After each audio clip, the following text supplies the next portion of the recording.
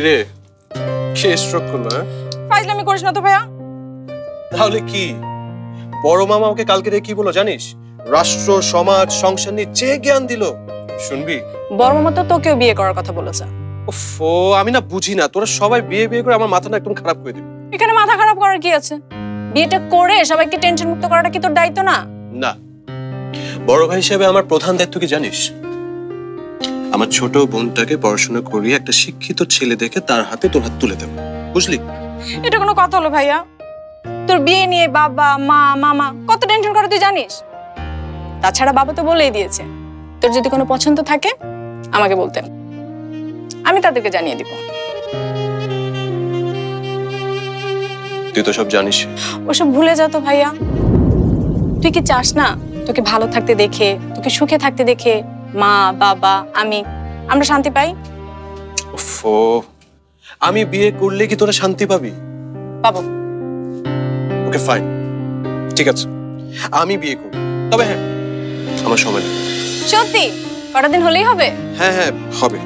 আমি এখনই মাকে জানিয়ে আসছি। আরে আরে, কই কই যাচ্ছিস? এখন কেন মাকে বলতে যাচ্ছিস তুই?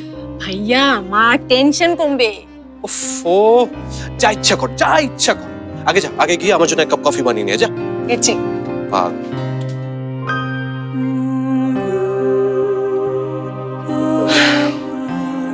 কত অল্পে এরা খুশি হয়। তুমিও যদি এমন হতে মেঘ।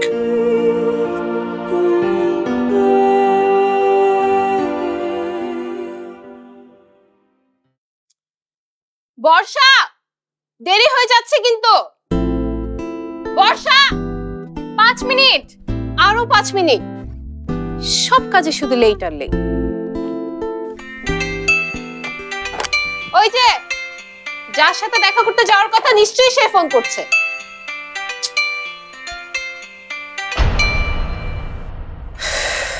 গাধা। আপু দেখ তো, আমাকে কে কল দিচ্ছে? পারবো না, তোর ফোন তুই দেখে নে। একটু দেখলে কি হয়? বললাম না পারবো না।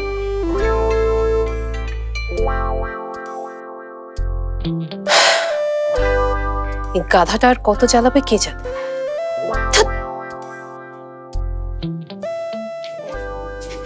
তোমার জন্য বড় ভাবে পাঠিয়েছেন। এই নাকি মাটির সাপটা পিঠা? নাও, তুমিও নাও। ভাবছি বড় ভাইজানকে আমাদের বাড়িতে এনে কয়েকদিন রেখে ভালো একজন ডাক্তার দেখাবো।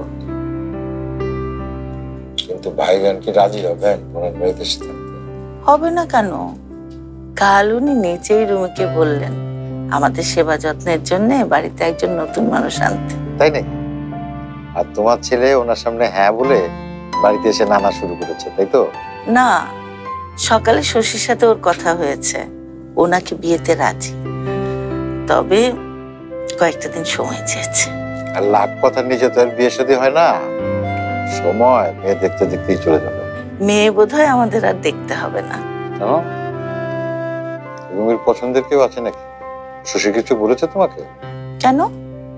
পছন্দের কেউ থাকলে তোমার কি আপত্তি আছে? আরে না না, আপত্তি থাকবে কেন? আর রুমির পছন্দ আমাদের অপছন্দ হবে না। এখন ওর পছন্দের মেয়েটা কে জানতে হবে। শশী ওটা ঠিকই জেনে ফেলবে। রুমির বিয়ে কিন্তু আমি খুব ধুমধাম করে দেব রুমির বাবা, তুমি কিন্তু না করতে পারবে না। না করবো কেন?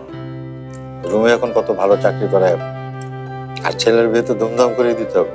ও, তোমাকে একটা কথা বলা হয়নি। কি? কালকে আজগর সাহেবের সঙ্গে দেখা হয়েছে। উনি বললেন যে অফিসের সবাই রুমির কাজে খুশি, আগামী মাসেই সম্ভবত ও প্রমোশন পেয়ে অ্যাসিস্ট্যান্ট ম্যানেজার হবে। তাই নাকি? হ্যাঁ, তবে এখনই উনি কথাটা কাউকে জানাতে নিষেধ করেছেন। নিষেধ করেছেন কেন? আচ্ছা না, অফিসের কত ফর্মালিটি, সেটা না হয় জানালাম।